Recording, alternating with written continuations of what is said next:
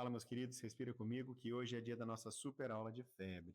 Meu nome é Caio Rico, eu sou pai, farmacêutico, estudante de medicina e separei essa super aula de febre em criança em 2 blocos. Então vai lá, pega um café, uma água, senta e bora para a aula. Sejam bem-vindos, nossa primeira aula de febre. E eu gosto de começar explicando o que é febre. Quando a gente entende isso, a gente se acalma quando vê uma criança com febre. Bom, quando um vírus, uma bactéria, ou às vezes até um processo inflamatório, uma inflamação acontece no nosso corpo, esse vírus, essa bactéria, ele vai querer competir com as nossas células do sistema imune, com a nossa defesa, pelo corpo. O nosso corpo percebe a presença desse vírus, dessa bactéria, e ele vai subir a temperatura do corpo. Por quê? Porque ele percebeu que quando a temperatura aumenta, esse vírus, essa bactéria, fica perdidão.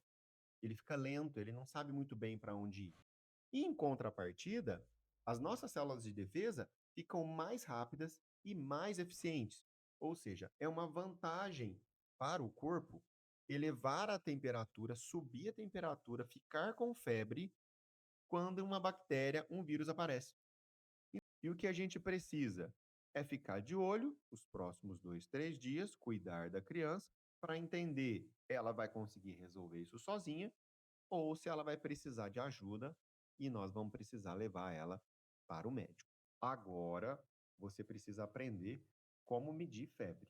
Aquela clássica mão na testa para sentir se a criança está quentinha é um ótimo sinal de alerta, só que isso não indica febre. Febre é um número e eu preciso saber esse número. Como que eu vou saber disso? Eu quero que você vá numa farmácia e compre um termômetro digital, aquele de colocar debaixo do braço, simples, barato, que Caio, eu vi termômetro de testa, de boca, de chupeta, de berço, infravermelho, de pulseira. Posso comprar? Você pode. Mas esses termômetros, eles não são os melhores, tá? Por quê? Esses termômetros, eles são mais práticos, só que eles não são tão precisos quanto o digital de pôr debaixo do braço. E não tem segredo. Termômetro digital, a axila, né, debaixo do braço tem que estar sequinho. Encosta a pontinha metálica no fundo, fecha o bracinho da criança e espera o termômetro apitar. 10, 15 segundos, vai lá e anota no diário de saúde da sua criança. Na prática, nós vamos trabalhar em casa uma criança que está com febre de 37,6 no termômetro até 39,5. De 36 até 37,5 é a temperatura normal de uma criança. Uma vez que a minha criança está com febre, eu preciso decidir se eu cuido dela em casa ou se eu levo ela para o hospital, para o médico. E o que é cuidar de uma criança em casa? É muito mais do que ficar só observando e medindo temperatura e dando medicamento. O primeiro ponto importante é a hidratação. Essa criança, para ficar em casa, ela precisa estar bebendo água, leite, suco, água de coco, soro de reidratação oral, o que a criança aceitar. Depois eu vou garantir o conforto térmico dessa criança. Aquela história de banho gelado, criança tremendo no sofá, só de roupinha de baixo, passando frio, a gente não entendeu que a febre é boa, que a febre é um mecanismo de defesa, faz parte dos vários mecanismos de defesa que a gente tem. Então, o que eu quero é controlar essa febre e dar conforto para a criança.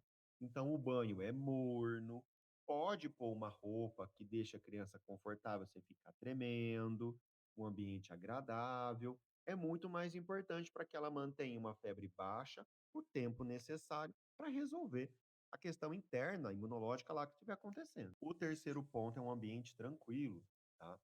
Se puder reduzir um pouco a luminosidade do ambiente, deixar o ambiente mais calmo, menos barulho, desligar a tela um pouco de colo, de contato.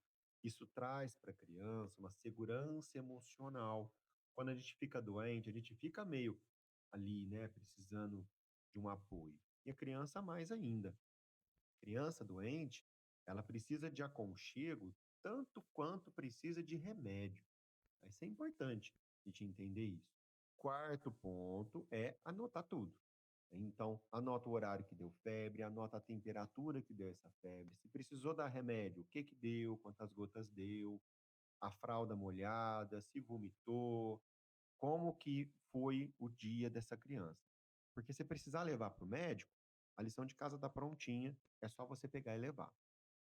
Dentro da questão do conforto da criança, quando que eu posso ou preciso dar medicamento para ela? Quando esse medicamento servir para dar conforto. Então, ela está tremendo, ela está com dor, ela está com a febre muito alta. Eu dou a medicação para isso tudo ficar mais leve e ela conseguir conforto. Conseguir comer, para ela conseguir beber, para ela conseguir dormir. E tudo isso é importante para a recuperação da criança. Opções seguras. Tá? Apesar do foco aqui não ser ficar indicando medicamento, eu sei que na hora do aperto a gente acaba pesquisando na internet.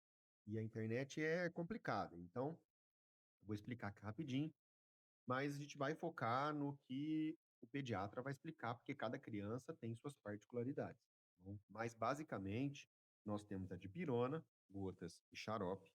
Nós temos o paracetamol, gotas, e paracetamol versão bebê e versão criança.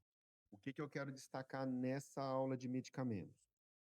Vários estudos recentes têm mostrado que ficar intercalando o remédio não é tão eficiente quanto se achava no passado. Hoje a gente entende que a febre é positiva, uma febre controlada. E esse excesso de medicamento pode mais bagunçar e mascarar um quadro do que ajudar. Outra coisa importante também: ibuprofeno e cetoprofeno são antitérmicos, são remédios de febre, mas também são anti-inflamatórios, tá? Não é a melhor opção de primeira escolha. Então, em casa é dipirona e paracetamol. Deixa essas medicações, ibuprofeno e cetoprofeno, para quando o seu médico, o seu pediatra, achar necessário. E antigamente, né, a avó da gente dava o ácido salicílico para febre, não mais. Tá? Tem risco de dar reação alérgica, algumas reações podem ficar pior do que não dá. Então, o ácido salicílico lá antiguinho, aquela pastilhinha rosinha, hoje a gente não dá mais.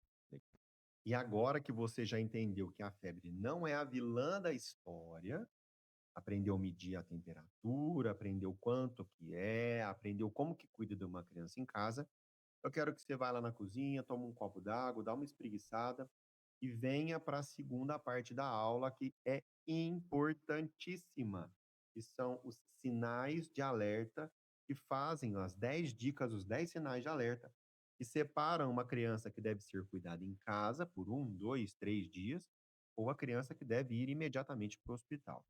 Legal? Se esse vídeo fez sentido para você até agora, já curte, encaminha para quem tem bebê, criança de casa, pequena.